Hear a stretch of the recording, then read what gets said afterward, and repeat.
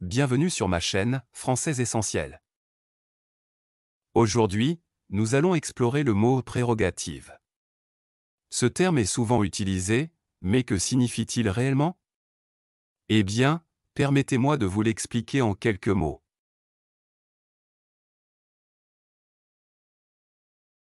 Une prérogative est un privilège ou un droit exclusif accordé à une personne ou à un groupe particulier.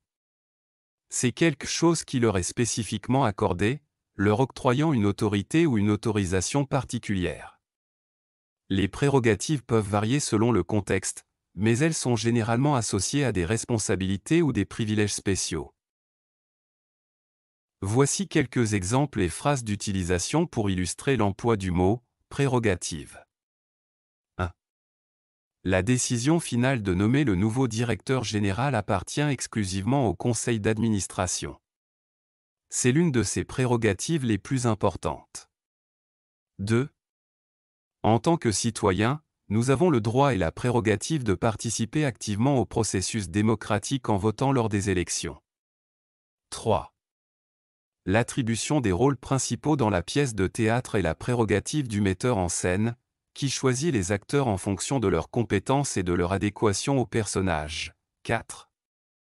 Les chefs d'État ont la prérogative de signer des traités internationaux au nom de leur pays, ce qui engage leur nation sur le plan diplomatique. 5. La gestion des ressources humaines relève de la prérogative du département des ressources humaines, qui prend des décisions concernant l'embauche, la promotion et la formation du personnel. 6. En tant que propriétaire de l'entreprise, vous avez la prérogative de fixer les objectifs et les stratégies de l'entreprise, en prenant des décisions clés pour son développement. 7. Dans certains pays, le monarque a des prérogatives constitutionnelles, telles que la nomination des membres du gouvernement ou le droit de veto sur les lois adoptées par le Parlement. 8. Les journalistes ont la prérogative de protéger leurs sources confidentielles, ce qui leur permet de garantir le droit à l'information du public. Voici quelques exemples supplémentaires d'utilisation du mot « prérogative » avec un niveau de difficulté faible à moyen. 1. Le choix des couleurs pour la décoration de la chambre est une prérogative personnelle, chacun pouvant opter pour ses teintes préférées. 2.